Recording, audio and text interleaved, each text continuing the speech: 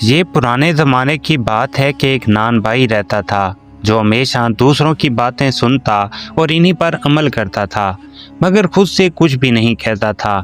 नान भाई बेचारा सारा दिन इसी इंतज़ार में रहता कि कोई ना कोई गाहक आए और इससे कुछ खरीदे, लेकिन पूरा दिन में सिर्फ एक या दो ही गाहक आते थे। नान भाई की दुकान के सामने एक हलवाई की दुकान थी जहां गाहकों की लाइनें लगी रहती थी। नान भाई ये सोचने लगा कि इसका कारोबार तकरीबन बंद हो चुका है।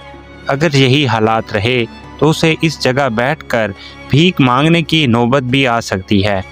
चुनाचा वो लोहार के पास गया और कहने लगा, भाई हम दोनों एक ही बाजार में दुकानें चलाते हैं, लेकिन मेरी दुकान पर पूरे दिन में बामुश्किल एक या दो गाहक ही आते हैं, जबकि तुम्हारी दुकान पर गाहकों की लाइन लगी रहती है। क्या तुम मुझे इसका राज बता सकते हो? इस गरीब का भी भला हो जाएगा। लोहार बोला, मैं तुम्हारी परेशानी समझ सकता हूँ, क्योंकि आज से कुछ साल पहले मेरा भी यही हाल था जो आज तुम्हारा है। फिर मैंने शादी कर ली। जैसे ही मेरी बीवी घर में आई, बरकत आ गई। जिस दुकान पर कोई आता नहीं था, आज वहाँ गाहकों की लाइन लगी रहती है। ये सुनकर नान भाई बोला, फिर तो मुझे भी शादी कर लेनी चाहिए। लोहार ने कहा, मैं तो कहता हूँ कि तुम आज ही अपनी शादी के लिए कोशिश शुरू कर दो। चुनाचा अगले ही हफ्ते नान भाई ने शादी कर ली, मगर इसकी बदकिस्मती कि दूसरे ही दिन इसकी बीवी इससे झगड़ा करके मैके चली गई। अब वो सख्त परेशान था और अपनी बीवी को वापस लाने के बारे में सोचने लगा। फिर उसे ख्याल आया कि क्यों ना लोहार से मशवरा लिया जाए। वो दोबारा लोहार के पास गया और कहने लगा, मेरी बीवी तो मुझसे झगड़ा करके मैके चली गई है। लोहार बोला, इसमें परेशानी की कौन सी बात है, बल्कि तुम्हारे ससुराल वाले तो तुम्हारा इंतजार कर रहे होंगे। मैं तो कहता हूँ तुम खुद जाके इसे ले आओ। नान भाई बोला, मगर कैसे? लोहार बोला, तुम फुर करते जाओ और जल्दी से वापस आ जाओ। लोहार का मतलब तो था कि ज़्यादा वक्त ज़ाया किए बगैर जल्दी जल्दी जाना और वापस आ जाना, लेकिन बेवकूफ़ नान भाई ने इसका उल्टा मतलब लिया। वो लोहार की दुकान से रवाना हुआ और अपने ससुराल की तरफ चल दिया। रास्ते में इसने एक शिकारी को देखा जो जाल बिछाकर बैठा था और कुछ फासले पर कबूतर दाना चुग रहे थे। शिकारी मौके की इंतजार में था कि जैसे ही कबूतर जाल में आए वो उन्हें पकड़ ले, मगर इतने में नान भाई वहां पहुंचा और फुर करता हुआ वहां से चल दिया। ये देखकर शिकारी को गुस्सा आ गया। इसने नान भाई को पकड़ लिया और खूब डांट पिलाई। फिर छोड़ते हुए कहा, बेवकूफ़, ऐसा नहीं कहते, बल्कि यूं कहते हैं, आते जाओ और फंसते जाओ।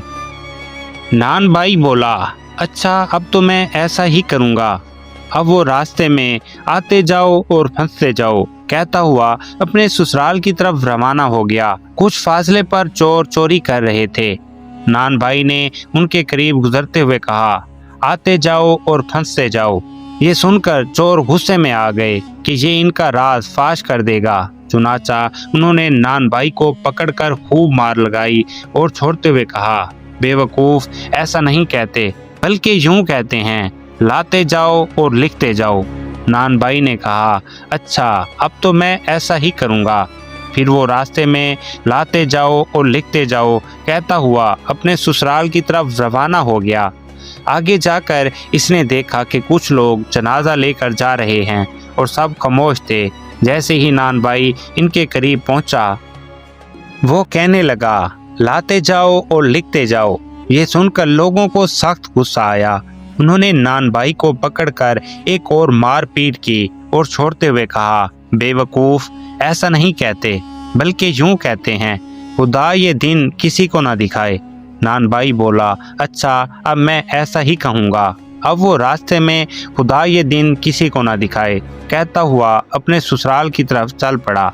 कुछ आगे एक बारात जा रही थी। दूल्हा दुल्हन नए कपड़ों में खामोश बैठे थे। लोग गाने बजा रहे थे।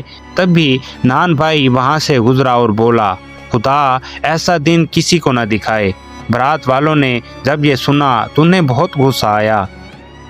उन्होंने नान भाई को पकड़कर फिर से मारा और छोड़ते हुए कहा, बेवकूफ, ऐसा नहीं कहते, बल्कि यूं कहते हैं, हर घर ऐसा ही हो। नान भाई बोला, अच्छा, अब तो मैं ऐसा ही कहूँगा। अब वो रास्ते में हर घर ऐसा ही हो कहता हुआ अपने ससुराल की तरफ रवाना हो गया। रास्ते में एक गांव में एक घर में आग लगी हुई थी। लोग पानी और मिट्टी डालकर आग बुझाने की कोशिश कर रहे थे। नान भाई वहां पहुंचा और कहने लगा, हर घर ऐसा ही हो। ये सुनकर लोग आग बगोला हो गए। उन्होंने नान भाई को पकड़ा और फिर से मारा और छोड़ते हुए कहा, बेवकूफ, ऐसे मौके पर खामोश रहना चाहिए। नान भाई बोला, अच्छा, अब मैं खामोश रहूंगा। अब वो रास्ते में खामोशी से चलता रहा और बिला आखिर अपने ससुराल पहुंचा। वहां किसी से दुआ सलाम किए बगैर जाके कोने में बैठ गया। घर वालों को तज्जुब हुआ कि ये क्या हुआ। ससुर ने पूछा, बेटा, सब खैरियत तो है? मगर नान भाई खामोश रहा। सास ने पूछा, बेटा, तबीयत तो ठीक है ना? मगर नान भाई फिर भी चुप रहा। घर वालों को शक होने लगा कि शायद इसका दिमाग चल गया है। इसकी बीवी भी परेशान हो गई और रोने लगी, हाय मेरी किस्मत। ये सुनकर नान भाई ने फौरन कहा, ऐसे मौके पर खामोश रहते हैं। ये सुनकर घर वालों को यकीन हो गया कि इसका दिमाग खराब हो चुका है। चुनाचा उन्होंने इसके सामान की गठड़ी और लाठी इसके हाथ में दी और कहा, ऐसे बंदे को बेटी देना हमारी बेटी के साथ जुल्म होगा। बेहतर है कि तुम वापस चले जाओ। यूं नान भाई जैसे खामोशी से आया था वैसे ही खामोशी से वापस चला गया। रास्ते में मार भी खाई और लोगों की गालियां भी सुनी और आखिर में बीवी भी हाथ से गई। हर किसी के दिए हुए मशवरे पर आंख बंद करके यकीन नहीं करना चाहिए। वीडियो अगर पसंद आई हो तो लाइक कर दें और आगे शेयर कर दें। अगली वीडियो तक मुझे दें इजाज़त। अल्लाह हाफिज़।